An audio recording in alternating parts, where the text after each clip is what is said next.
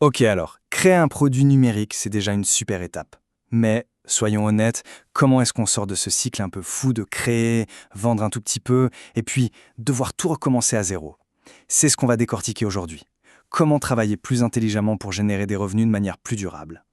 Ah, ce fameux cycle. C'est une frustration que tellement de créateurs connaissent. Cette pression constante de devoir inventer la roue à chaque fois, de créer un nouveau truc, le vendre et hop, on repart de la case départ. C'est épuisant et surtout ce n'est vraiment pas la seule manière de faire. Regardons un peu cette image. Elle parle d'elle-même. À gauche, on a la boucle du débutant. Créer, vendre, répéter. C'est un peu la course du hamster. Et à droite, la méthode des pros. Créer une fois, puis réutiliser, et enfin développer à grande échelle. C'est exactement ce passage de gauche à droite qu'on va explorer ensemble. Pour réussir cette transition, tout part en fait d'un changement de mentalité. Il faut arrêter de se voir uniquement comme un créateur de produits et commencer à penser comme un architecte de système. Et voilà, c'est ça la philosophie au cœur de tout. Travailler une fois et encaisser plusieurs fois. Les vendeurs qui cartonnent ne repartent jamais vraiment de zéro. Non, ils réutilisent, ils combinent, ils reconditionnent ce qu'ils ont déjà sous la main. Donc le but du jeu, c'est de ne plus penser en termes de produits uniques, mais plutôt de réfléchir à la construction d'une sorte de machine interconnectée. C'est ça qui va amener une croissance qui dure dans le temps. Allez, on attaque la première stratégie concrète. C'est une méthode hyper efficace et franchement assez simple pour multiplier les revenus sans avoir à créer le moindre nouveau contenu. Alors, un bundle, qu'est-ce que c'est? C'est tout simple. On prend plusieurs de nos produits qui vont bien ensemble et on les met dans un seul et même pack. Et ça a un double fait génial. Le client a l'impression de faire une super affaire et du coup, la valeur moyenne de chaque commande grimpe. Prenons un exemple, ce sera encore plus clair. Imaginons ces 3 produits. Si on les achète séparément, on en a pour 20 €. Mais en les regroupant dans un bundle à 19 €, tout le monde est gagnant. Le client économise 1 € et a une solution plus complète. Et nous, on fait une vente plus importante sans aucun effort de création en plus. Et ce qui est top, c'est que c'est super accessible à mettre en place. Vraiment, en 3 petites étapes, avec des outils que beaucoup utilisent déjà comme ChatGPT et Canva, on peut monter un bundle et le mettre en vente sur une plateforme comme Gumroad. C'est à la portée de tous. Bon, maintenant qu'on a vu comment augmenter les ventes directes, passons à une stratégie plus long terme. Là, on va se concentrer sur la construction d'un véritable actif pour son business. C'est un pilier fondamental. Un lead magnet, en gros, c'est un cadeau. On offre quelque chose de super utile en échange d'une adresse email. Et pourquoi c'est si crucial? Parce qu'une liste d'emails, c'est une audience qui nous appartient. Vraiment. Les algorithmes de Meta ou de TikTok ne peuvent pas nous l'enlever du jour au lendemain.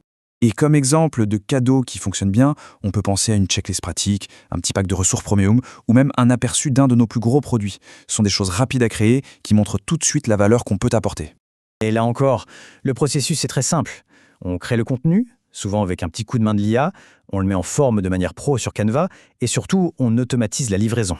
Une fois que c'est en place, c'est un système qui tourne tout seul, 24 heures sur 24. Ok, maintenant qu'on a un système pour attirer des contacts, parlons d'une stratégie qui est peut-être la plus puissante de toutes, surtout quand on cible des marchés ou des communautés bien précises. L'idée du pack de niche, ce n'est pas de vendre un seul outil, mais de vendre la solution complète à un problème. C'est un peu comme vendre la boîte à outils entière plutôt qu'un simple tournevis. On devient la référence incontournable pour résoudre ce problème spécifique. Et ces exemples sont parfaits pour illustrer l'idée. Qu'il s'agisse d'un kit pour se lancer sur Etsy, d'un pack pour les chercheurs d'emploi dans une région précise ou d'un guide adapté à un marché local. Le point commun, c'est qu'ils répondent à une douleur très spécifique. Et ça a une valeur immense. Le processus de création est assez classique, mais là où tout se joue, c'est vraiment à l'étape 3. Il faut une page de vente qui parle directement le langage de cette niche, qui montre qu'on comprend leurs problèmes sur le bout des doigts. C'est la clé du succès. On a vu comment créer de la valeur pour des audiences bien ciblées. Pour finir, voyons une stratégie qui utilise une plateforme massive, mais que beaucoup de créateurs oublient, pour justement trouver ces audiences. 500 millions. Voilà, le chiffre est posé, c'est le nombre d'utilisateurs sur Pinterest. Et attention, ce n'est pas juste un réseau social de plus, c'est un véritable moteur de recherche visuel où les gens vont avec une intention claire, trouver des idées et très souvent acheter. L'opportunité est juste énorme. Alors, le produit en lui-même est simple mais brillant. On crée des packs de modèles de pins que d'autres créateurs peuvent ensuite utiliser. En gros, on leur fait gagner un temps fou tout en les aidant à générer du trafic et des ventes. On vend un outil qui aide les autres à vendre. C'est malin. Alors, qu'est-ce qui fait un bon pack de modèles? C'est simple. Il faut un bon volume, entre 20 et 50 modèles, c'est idéal.